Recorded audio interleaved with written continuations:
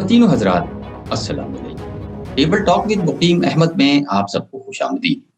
ناظرین کرام، حکومت پاکستان نے پیٹرول اور ڈیزل کی قیمتوں میں 2 مرتبہ 30 روپے فی لیٹر کا اضافہ کر کے عوام کی مشکلات میں اضافہ کر دیا ہے۔ جہاں مہنگائی بڑھی ہے وہیں ٹرانسپورٹ کے دام بھی بڑھ گئے ہیں۔ صنعت کار اور ایکسپورٹر خام مال اور مصنوعات کی قیمتوں میں اضافے سے سخت پریشانی کا شکار ہے۔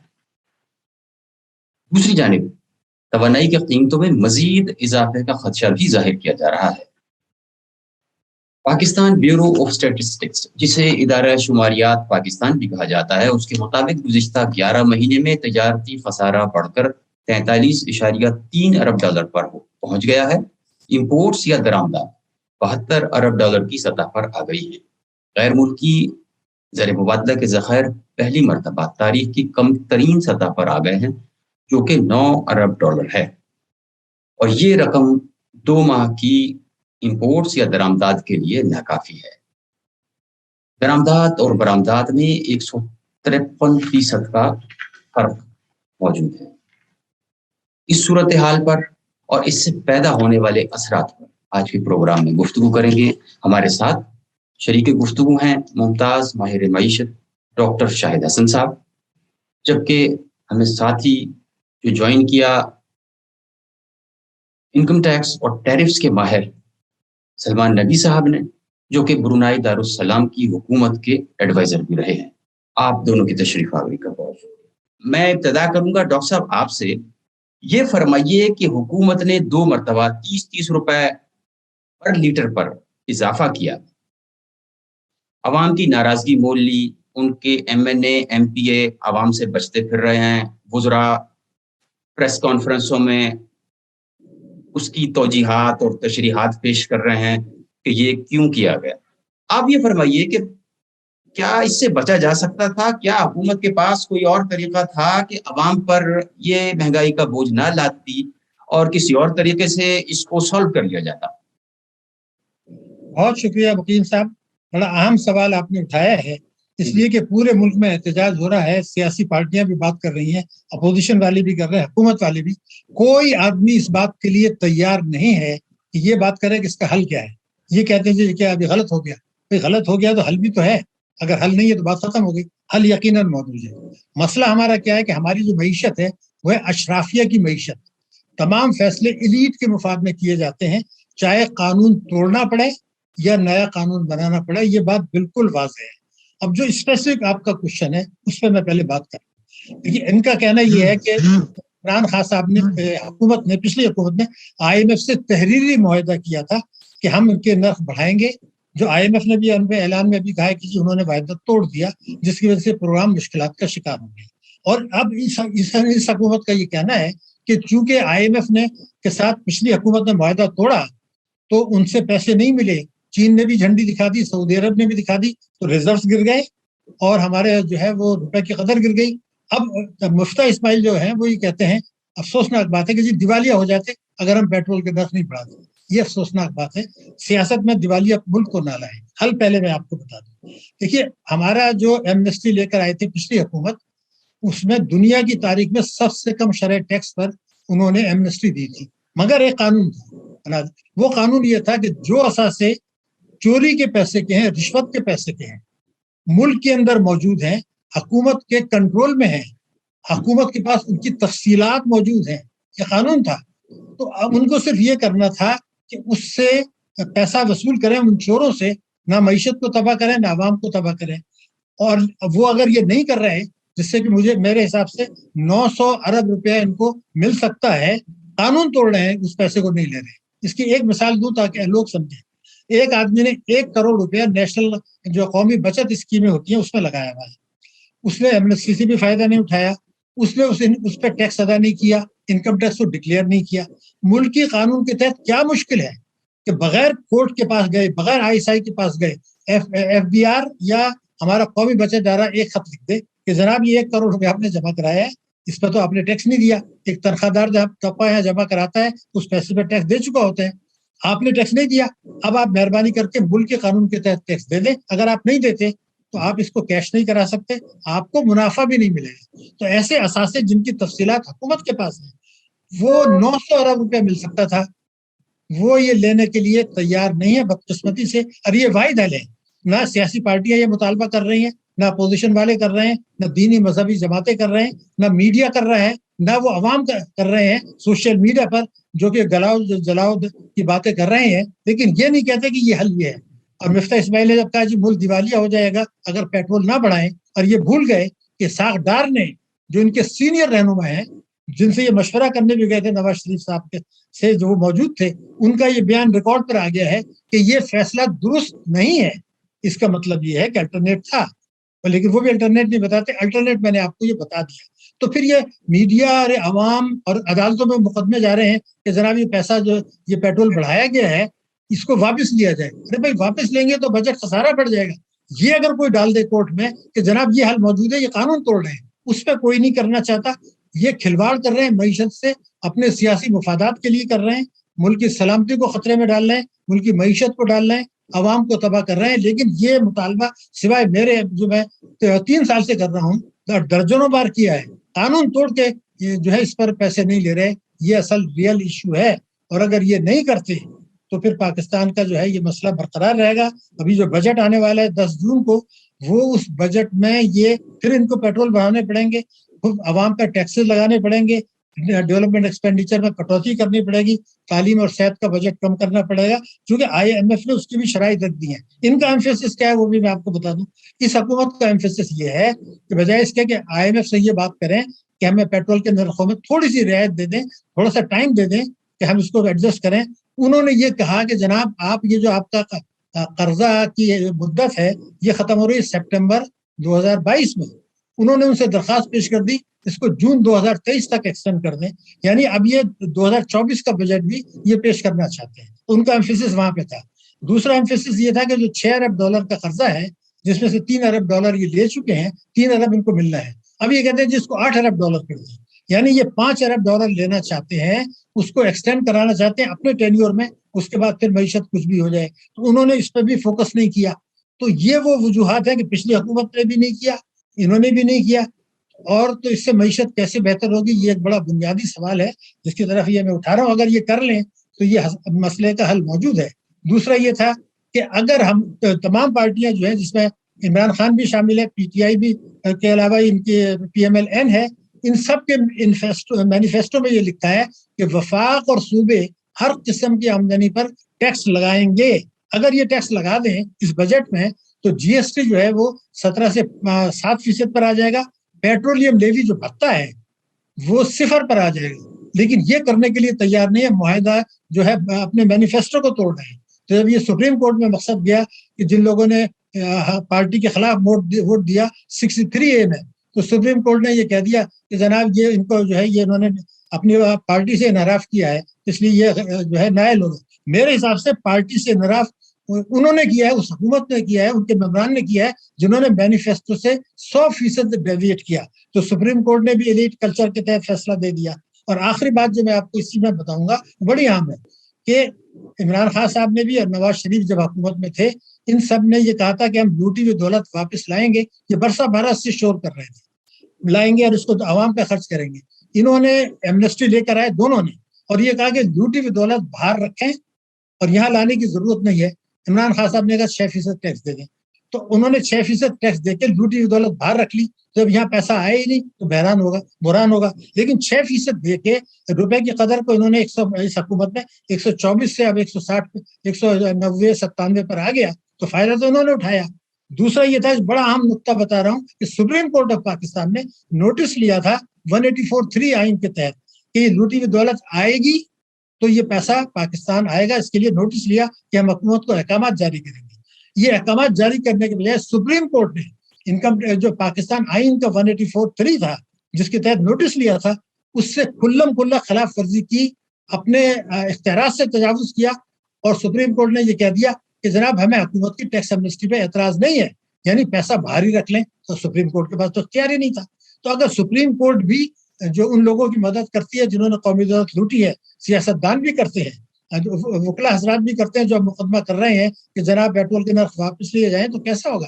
تو یہ ایک مسئلہ ہے ایلیٹ کلچر، اور عوام کو بھی اب اس سے کوئی دلچسپی نہیں ہے سوائے اس کی کہ سوشل میڈیا پر ایک دوسرے کو گالی گلوچ کر رہے ہیں. تو یہ میں نے اپنے بنیادی نکات اٹھا دیے ہیں، تو اس کے بعد آپ بات آگے بڑھائیں گے تو مزید جی بہت شکریہ. ہاں میں بڑھتا ہوں سلمان نبی صاحب کی طرف. ان کی تو ایکسپرٹیز ہے ماشاءاللہ انکم ٹیکس پر اور ٹیرس پر. سر یہ بات فرمائیے کہ عوام پر بوجھ بھی نہ پڑے اور کوئی سلوشن ایسا نکل آئے کہ مسئلہ وہ سانپ بھی مر جائے اور لاٹھی بھی نہ ٹوٹے. کوئی ہے ایسی چیز؟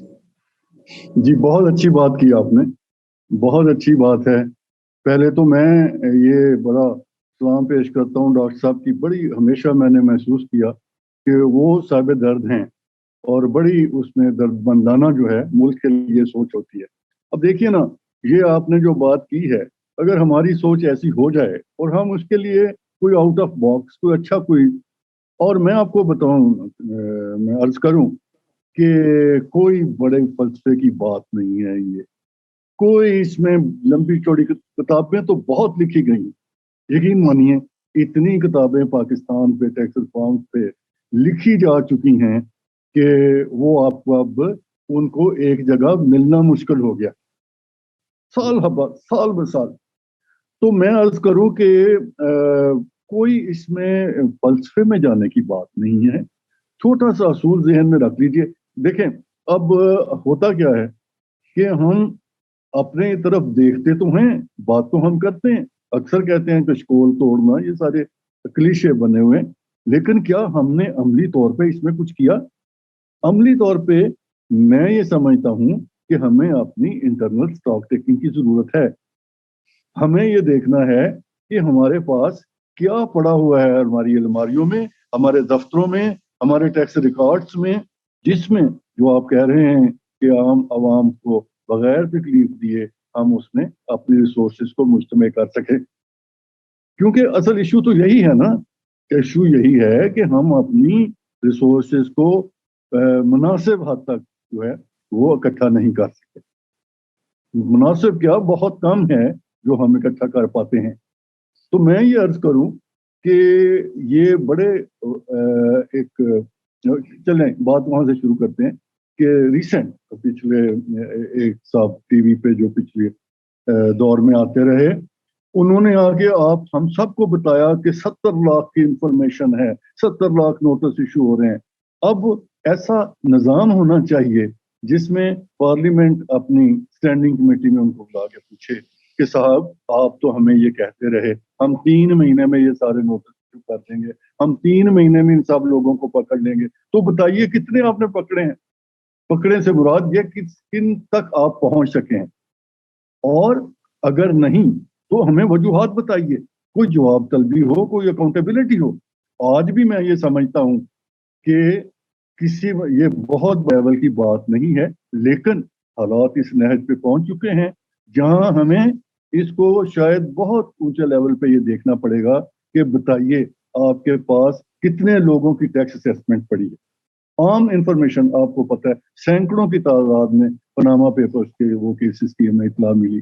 آپ مجھے بتائیے احمد خان صاحب کہ کتنے کیسز میں ہم نے ایکشن لیا. شاید 1 2 4 آپ کو نام پتہ ہوں. تو کیا ہوا باقی جو سینکڑوں لوگ تھے؟ ہمیں بتائیں تو صحیح. عوام کو اس چیز کا حق پہنچتا ہے کہ ہمیں بتایا جائے کہ جو ایکشنیبل کیسز تھے اس میں ہم نے کس حد تک کام کیا. یہ تو ایک بات ہوئی. دوسرا یہ ہے کہ سالہ سال سے ہم ٹیکس لگا رہے ہیں، ہم سارا تو اکٹھا نہیں کرتے.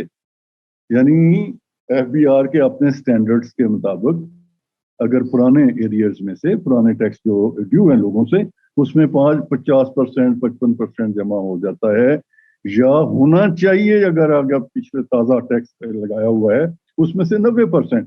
تو ہم نے کتنا اکٹھا کیا، کتنا پڑا ہوا ہے ہمارے سٹاکس میں جو ہم نے کرنا ہے.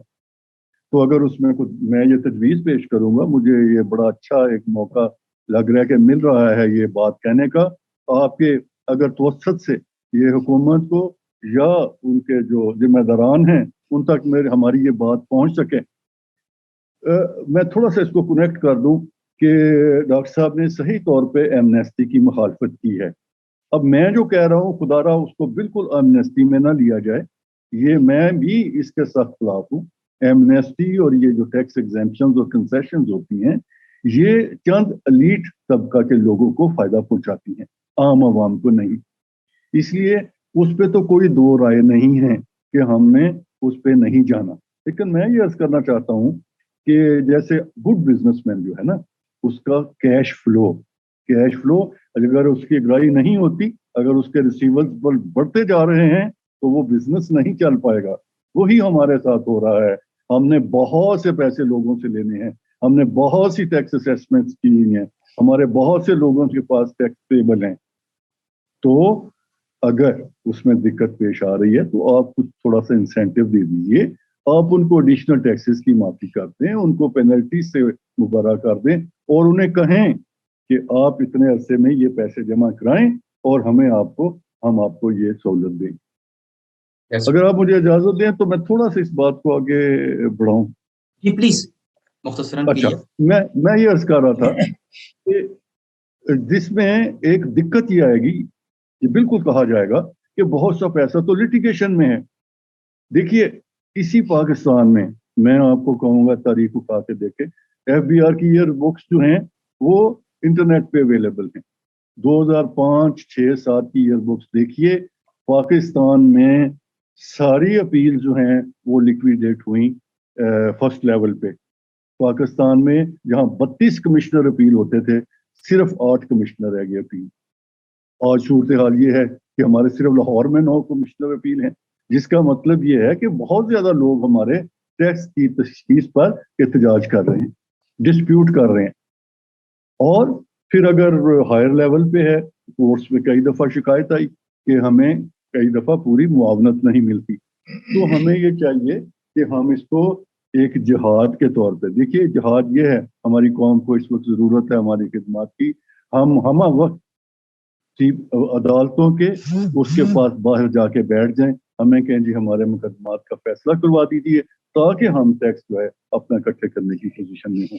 لیکویڈیشن کریں، لیٹیگیشن کو مکمل کروائیں، پرانا جو اپنی آپ کی ساری اسیسمنٹس ہیں، یہ ساری ایڈمنسٹریشن کی باتیں ہیں، یہ ساری مائکرو، میں سمجھتا ہوں کہ اس لیول پہ بات کرتے ہوئے شاید اس کو یہ سمجھا جائے کہ یہ بڑی چھوٹی چھوٹی باتیں کی جا رہی ہیں۔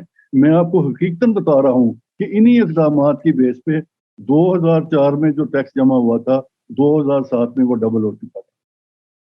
3 سال میں یہاں پہ انکم ٹیکس کی کلیکشن جو ہے وہ ڈبل ہوئی۔ پاکستان میں ساری پرانی اسیسمنٹس کو ختم کیا گیا، اب روز آئے دن نئے آڈٹ پیک اپ کر لیے جاتے ہیں، آڈٹ کی کیپیسٹی نہیں ہے، لوگوں کو آپ ناراض کرتے ہیں اس لیے کہ آپ ان کو صحیح ان کی تسلی بخش آڈٹ نہیں کر پاتے، پھر اس میں اپیلیں ہوتی ہیں۔ تو میرا عرض کرنے کا مقصد یہ ہے کہ جب تک till we are well equipped and we are well trained to do the audit justifiably، ہمیں اس سے ہاتھ کھینچ کے رکھنا چاہیے۔ لوگوں میں اعتماد رکھیں کہ سیلف اسیسمنٹ جب قانون میں دے دی گئی ہے، ان کی بات مان رہے ہیں اور اس پہ ہم عمل کرتے ہوئے یہ ایک اعتماد کی فضا قائم کریں۔ کیونکہ دیکھیے یہ ایک میں بات ریپیٹ کر رہا ہوں، دنیا بھر کا یہ ایکسپیرینس ہے، لوگ اس نتیجے پہ پہنچ چکے ہیں کہ howsoever a tax administration may be strong, it cannot just collect by enforcement۔ یہ نہیں ہو سکتا کہ ڈنڈے کے زور سے آپ اس کو۔ بڑی خوشی ہے کہ آپ نے بڑی نہیں فائن جی، یہ کیونکہ ہم سولوشن اورینٹڈ گفتگو کرنا چاہ رہے ہیں کہ مجھے وہ تنقید کرنا تو دنیا کا سب سے آسان کام ہے، تو کرو کسی کی طرف کر دیں اور ہم باتیں شروع کر دیں۔ Thank you sir. اچھا ڈاکٹر صاحب، حکومتی وزراء کا کہنا یہ ہے کہ پیٹرول اور بجلی کی قیمتوں میں جو حالیہ اضافہ ہے، اس کا بوجھ صرف صاحب ثروت افراد پر پڑے گا، اور ان کا یہ ایک استدلال اور بھی ہے کہ جی پیٹرولیم مصنوعات پر ٹیکس صفر ہے، مزید کیا کریں؟ Do you agree with this؟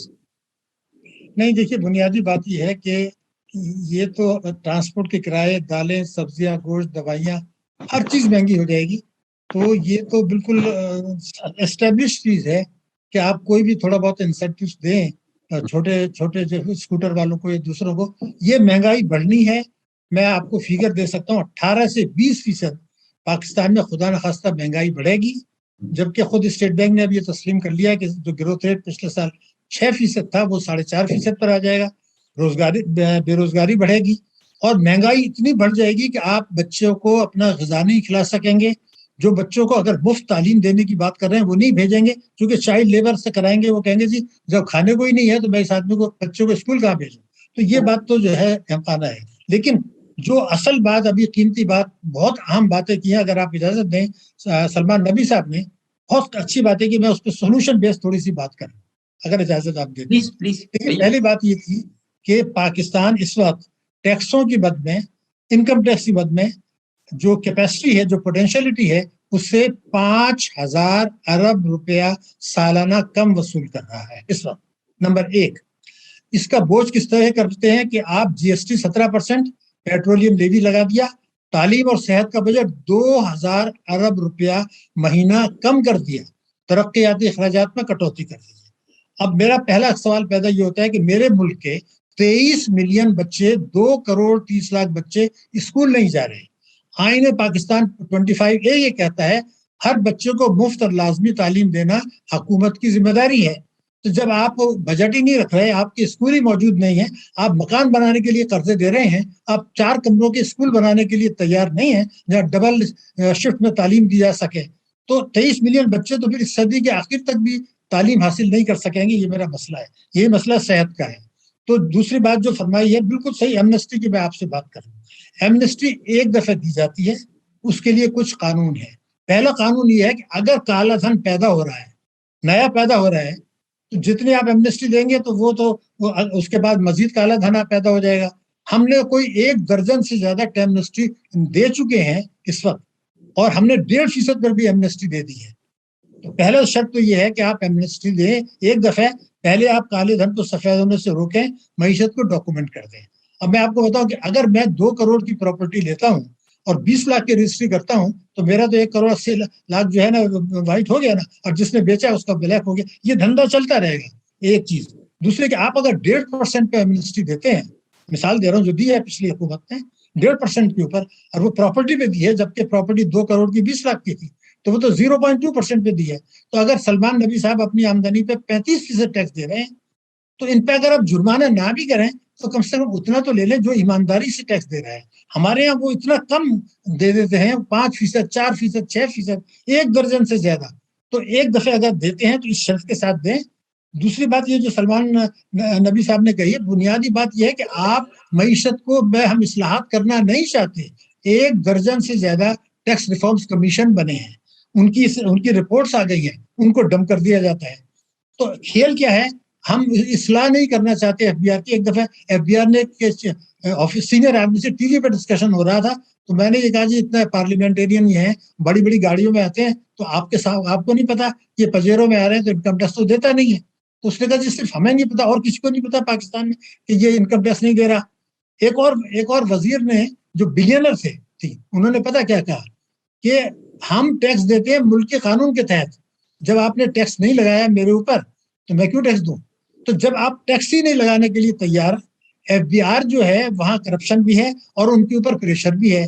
تو اگر آپ ایک دفعہ ایمنسٹی دے کے پہلے اکنامی کو ڈاکومنٹ کر لیں, منیمم آپ اتنا دیں کہ جتنا ایک ایمانداری سے ٹیکس دیتا ہے. ورنہ تو مجھے تو خوف یہ ہے کہ جو گھر ہاؤس وائفس ہیں اپنے میاں کو مار کے نکال دیں گے کہ تم جو ہر سال ٹیکس دیتے ہو تم تو پاگل ہو. یہ آدمی ٹھیک نہیں ہے جو 1.5% پر 1 درجن دفعہ ایمنسٹی کرا لیتا ہے, اور جو اس کے اوپر کہا جاتا ہے کہ جو ٹیکس ایمنسٹی سے فائدہ نہیں اٹھائے گا اس کی نسلیں بھی روئیں گی. تو کوئی نہیں روتا, وہ تو کہتا ہے ہم تو مزے کرتے رہیں گے. تو ہمارا مسئلہ معیشت کا نہیں ہے, صرف ہمارا مسئلہ عوام کا بھی نہیں ہے, ہمارا مسئلہ سلامتی کا ہے. اس لیے کہ جو ہمارے اوپر جو شرائط لاگو کی جا رہی ہیں یا جو لاگو نہیں کر رہے, جو آپ ظلم کرنا چاہتے ہیں, مالدار لوگوں کو نوازنا چاہتے ہیں, اس کو آئی ایم ایف کے کھاتے میں ڈال دیتے ہیں. میں آپ کو یقین دلا رہا ہوں. ابھی بھی یہ کہہ رہے ہیں کہ جی آئی ایم ایف نے کہا نہیں. اگر آپ یہ کہیں کہ جی میں ٹیکس چوری کر کے یہ پیسے روک لیتا ہوں, تو آئی ایم ایف کو کیسے کہے گا کہ آپ پیٹرولیم مصنوعات کی جو ہے قیمتیں بڑھائیں, عوام کو کچلیں. اس لیے کہ آئی ایم ایف کی منیجنگ ڈائریکٹر نے کیا کہا ہے, میں آپ کو بتا دوں کہ جو دنیا کے حالات ہیں, یوکرین کی جنگ ہے, یہ ہے, تو ملک جو ہیں وہ اپنے لوگوں کو سبسڈیز دیں, اور ہم سے یہ کہا جا رہا ہے کہ آپ سبسڈیز واپس لیں. وہ اس لیے کہ جب معاہدہ کیا تھا آپ نے, اور اس کا الٹرنیٹ کے لیے تیار ہے. میرا جو مسئلہ ہے, ایلیٹ کا مسئلہ یہ ہے کہ جو میڈیا, الیکٹرانک میڈیا ہے, وکلا ہیں, دانشور ہیں, اور علماء ہیں، یہ بات کرنے کے لیے تیار نہیں ہے کہ بھئی آپ ہر قسم کی آمدنی پہ ٹیکس لگا دیں، معیشت کو دستاویزی بنا لیں. ایسے نہیں چلے گا. یہ بڑا مسئلہ ہے، یہ سلامتی کا ہے، یہ قومی سلامتی کا ہے. ہماری قومی سلامتی کمیٹی ذرا بیٹھ تو جائے اور یہ بات تو کر دے کہ بھئی یہ ہم نے اگر جو ہے، مثال میں آپ کو دے رہا ہوں کہ شہباز شریف صاحب 23ویں وزیر اعظم ہیں آزادی کے بعد سے، اور 1958 کے بعد سے ہم 23ویں IMF کے پروگرام میں جا رہے ہیں. اور ہندوستان جو ہے وہ جو ہے 1900 میرے خیال سے 91 کے بعد سے IMF کے پروگرام میں نہیں گیا. بنگلہ دیش جو ہے وہ 2011 کے بعد سے نہیں گیا. تو میرے ملک کو کیا مصیبت ہے کہ ہر 3 سال میں کشکول آپ نے لفظ استعمال کیا، کیوں جاتے ہیں وہ دوسرے کیوں نہیں جاتے؟ اور اس کا وجہ دیکھ لی، 1980 سے آج تک ہمارا جو سالانہ گروتھ ریٹ ہے وہ بھارت سے بھی کم ہے، بنگلہ دیش سے بھی بہت کم ہے. ہماری ایکسپورٹ بنگلہ دیش سے بھی بہت کم ہے، ہمارے ریزرو بنگلہ دیش سے بھی بہت کم ہے. اور ہر 3 سال میں ہم دیوالیہ کی بات کر لیتے ہیں. تو اگر آپ دیوالیہ کی بات کریں گے تو دنیا میں کون یہاں پیسہ لائے گا؟ مجھے کوئی خدا کے لیے بتا دو. اگر میں یہ کہوں گا کہ میرے حکمران سارے چور ہیں تو پھر کون یہاں سرمایہ کاری کرے گا؟ تو ذرا احتیاط کریں، جو باتیں کرنی ہیں وہ پارلیمنٹ کے اندر آ کے کریں. یہ ایک دوسرے کو چور ڈاکو، اس سے معیشت تباہ ہو رہی. دوسری بات، آخری بات کروں، یہ جو ریمیٹنسز ہیں یہ بڑا خطرناک چیز ہے.